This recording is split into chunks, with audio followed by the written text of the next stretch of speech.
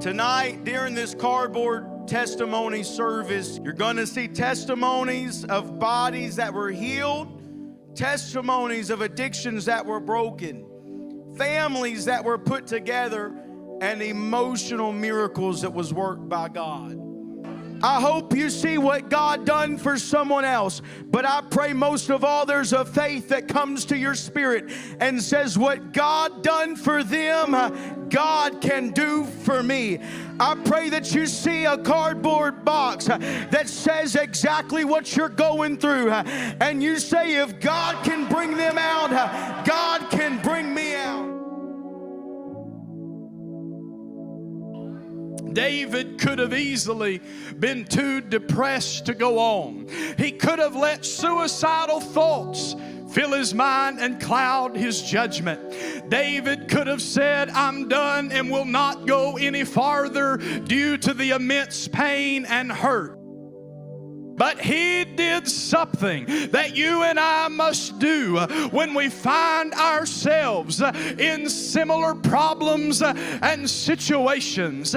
He opened his mouth and cried to the Lord. The Lord said He's going to hear some of you when you cry to Him tonight. If I can just get Him to hear me, I don't care what He does after, because I know that it will be good. I've seen people deal with struggles for years and years and not be able to fix it on their own. Nobody could fix it, but you let the supernatural King of Kings step on the scene, and all of a sudden a great God works in a great way.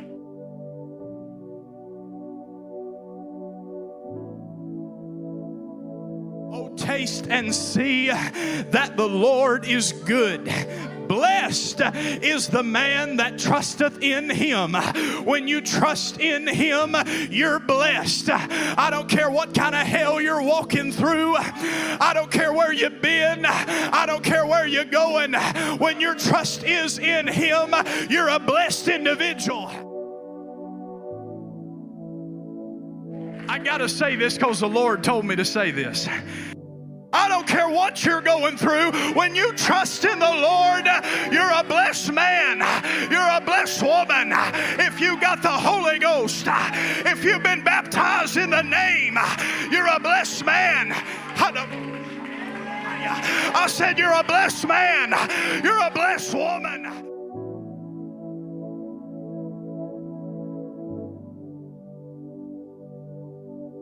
Let it be clear that the Lord did work in these situations, but let it also be clear that the testimony begins when we decide that I'm not living like this anymore. Our breakthrough begins when we decide I'm not dealing with this any longer.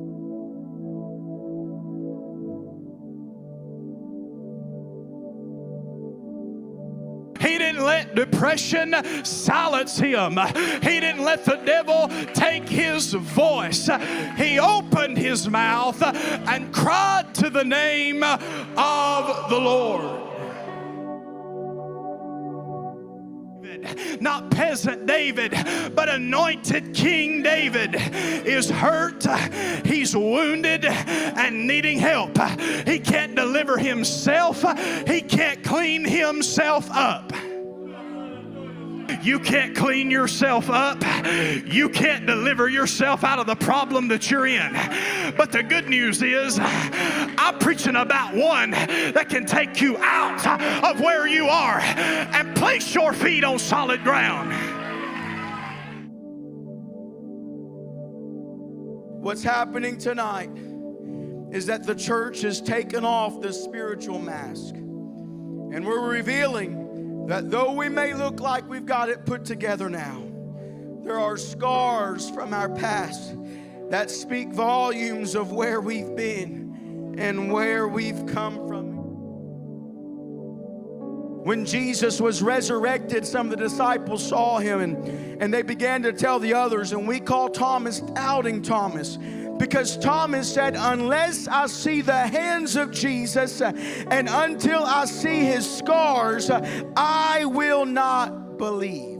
8 days later, Jesus came to where the disciples were, and he went straight to who he called doubting Thomas. And he said, Thomas, reach out and touch my hands. He said, Thomas, reach out and touch my scars. Thomas, the scars speak of the death that I went through. But one thing you got to understand, Thomas, is that my scars don't define me, because I defeated death, and I defeated hell, and I defeated the grave. I may have scars that show the death that I walked through, but I'm victorious today, Thomas. The scars tonight, they're going to speak of the situation that I was in. And these scars are going to show you the hell that I faced. And the scars are going to show you how hurt I was. Oh, but I want you to know that it's not my scars that define me, but it's the future that God gave me that defines me. It was who I was, but it's not who I am. It's what I dealt with, but it's not who I'm going to be.